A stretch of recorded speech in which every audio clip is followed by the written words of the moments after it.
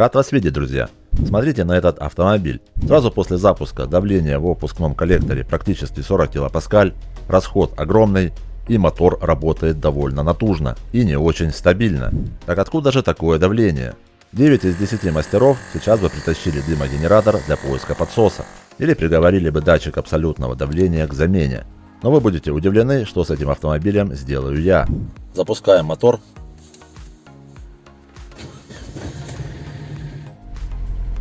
Как видим, давление в выпускном коллекторе составляет практически 40 кПа, хотя нормальное давление для данного автомобиля должно быть не выше 33 кПа. И естественно, чем выше давление, тем больше расход топлива. Давление во впуске напрямую влияет на расход топлива.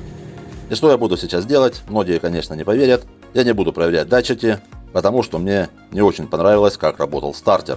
Поэтому я проверил аккумуляторную батарею. Она оказалась мало того, что в не очень хорошем состоянии, так еще и с низким зарядом.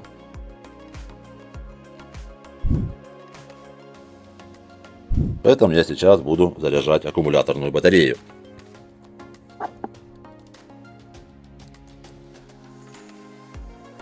Заряжаем аккумулятор, оставляем автомобиль на сутки и пробуем запустить снова на холодную. Аккумулятор зарядился. Так, ну что, пробуем запускать. Тот же самый автомобиль, практически такая же самая температура.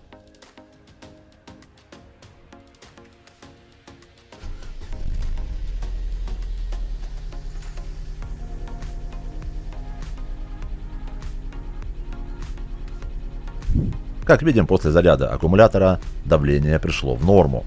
Вот так просто иногда можно починить автомобиль.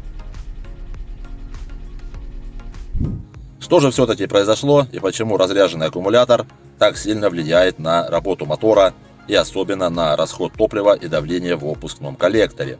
Давайте я вам сейчас покажу. Сейчас я включу обогрев заднего стекла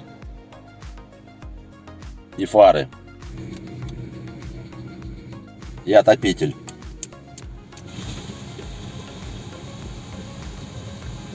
Вот мы сразу видим, как поднимается давление в выпускном коллекторе.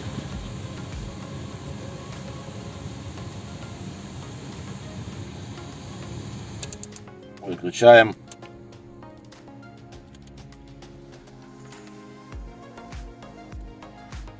Все, выключил, и давление начинает снижаться.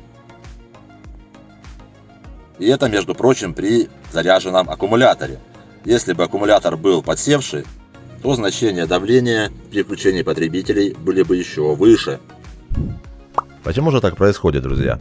Все дело в том, что давление в выпускном коллекторе – это основной признак нагрузки на мотор. То есть, чем больше давления на впуске, тем больше нагрузка на мотор. А теперь при чем здесь аккумулятор и генератор? Дело в том, что чем больше выдает ток генератор, то есть чем больше нагрузка на сам генератор, тем сложнее вращать его ротор. То есть необходимо прикладывать больше усилий для его вращения. И вот когда аккумулятор заряженный, то после запуска мотора ток генератора обычно составляет примерно 15 ампер, плюс-минус 5 ампер. Этого достаточно для поддержания заряда аккумулятора и питания системы управления двигателем и базовых потребителей. Конечно, данное значение может различаться от конкретного автомобиля, но в среднем это примерно так. Но когда же у нас аккумулятор полностью разряжен, либо неисправен, то ток генератора возрастает в несколько раз и может достигать нескольких десятков ампер.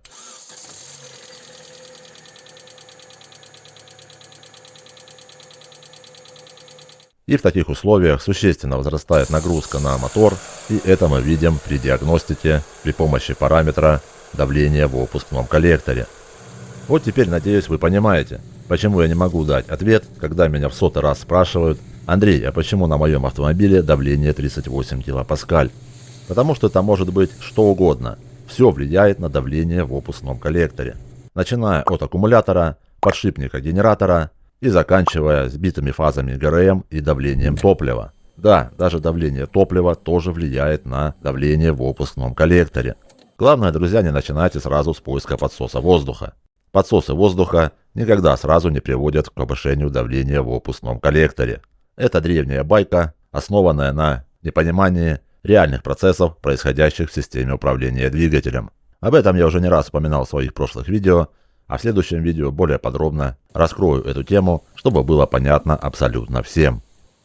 Исходя из этого, могу дать очень хороший совет. Если у вашего автомобиля завышено давление в выпускном коллекторе, тогда просто снимите ремень генератора и запустите мотор без него.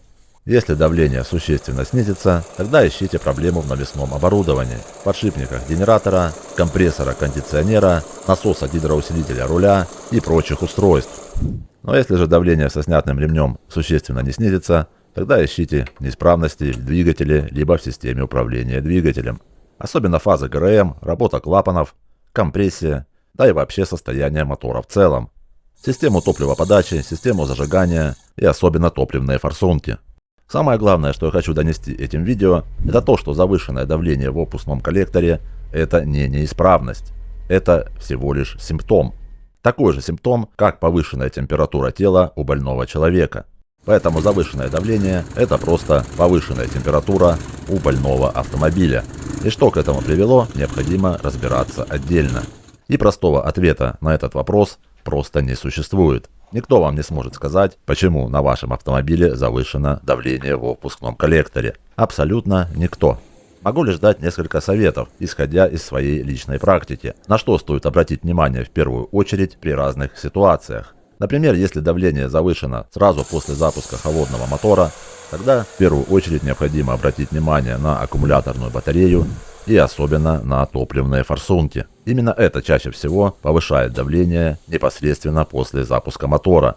И это давление постепенно снижается при прогреве двигателя. Почему? Потому что в первом случае аккумулятор постепенно заряжается и снижается нагрузка на генератор, а во втором случае через некоторое время в работу вступает датчик кислорода и помогает системе нивелировать неправильную работу топливных форсунок. Но если же давление во впуске завышено всегда, а не только после запуска, и завышено очень серьезно, то есть это выше 40 килопаскаль, тогда в первую очередь необходимо проверять фазы ГРМ. Это самая распространенная причина.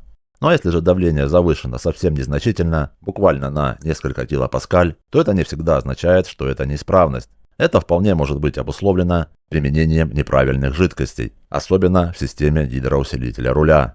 Ну а что касается датчиковой аппаратуры, то наибольшее влияние на давление во впуске имеет датчик кислорода. Поэтому при диагностике особое внимание стоит уделить именно правильной работе этого датчика. Надеюсь, видео было для вас полезным.